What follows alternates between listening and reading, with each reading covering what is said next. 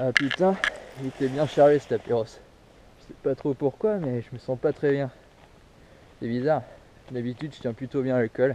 J'ai festoyé avec les plus grands, de Charlie Sheen à Depardieu, passant par le capitaine Jack Sparrow, Conan le Barbare, Détective Conan, Conan 3 et toute la clique du Valhalla.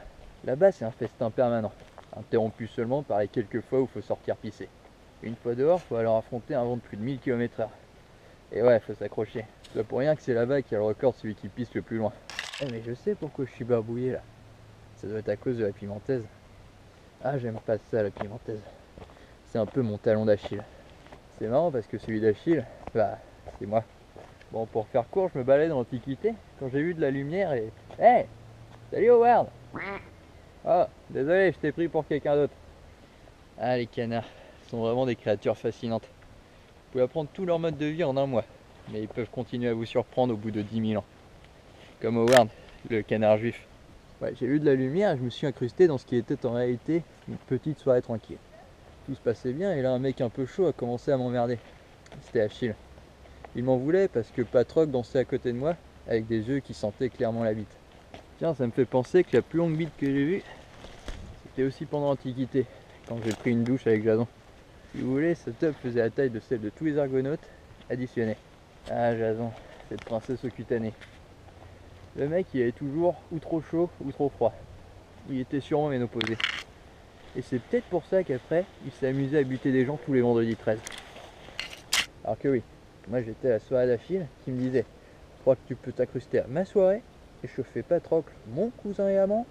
Ouais, parce que je vous rappelle que les mecs étaient grecs quand même. Donc Achille il s'énerve, mais moi, comme toujours, gentleman, j'essaie de calmer le jeu. Wow, on va se calmer et reprendre le jeu, ok? Moi j'ai la mouche qui colle au fond. Allez, sors la petite sœur. Je sais pas pourquoi, mais ça l'énervait encore plus. Il m'a dit de sortir pour qu'on règle ça dehors, à l'ancienne. Et il m'a alors dit que c'était un grand guerrier, qui avait fait la guerre et tout. Ah, c'est pas marrant la guerre. Moi aussi j'ai participé à des guerres. C'est pas marrant la guerre.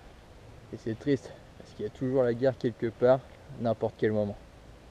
Il n'y a jamais eu un jour sans guerre dans tout l'univers. Ah si, peut-être un jour. Bon là ça va, c'était juste un combat. On s'en bat les babouches, comme disait mon pote marocain Samy, chauffeur de taxi le jour et pilote de NASCAR la nuit. William, toujours serein, a énuméré les règles du combat.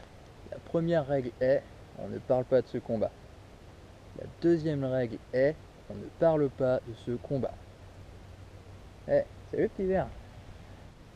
Quoi? Grand-mère est enfermée dans la grange en feu? Ah merde, j'ai oublié de lui demander où était la grange.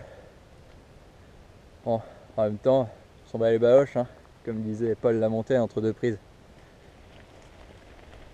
Donc mon combat contre Achille avait commencé. Là le mec se met en position et me dit: désolé mec, je suis tombé dans le Styx quand j'étais petit, donc aucun homme ne peut me tuer.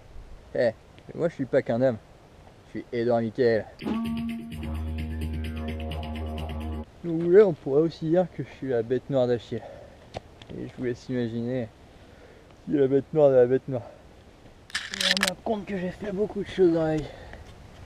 Et je m'arrête pas souvent pour y penser. Que ce soit avant ou après l'avoir faite d'ailleurs. Je vis ma vie, c'est tout. En même temps, la vie c'est fait pour ça, c'est dire non. Il faut juste essayer de tirer le meilleur de chaque situation. Même quand dans certains cas c'est pas facile. Comme la fois où j'ai été transformé en marionnette après avoir aidé Zatanna. Ou encore quand j'ai été bloqué dans une dimension d'expert comptable.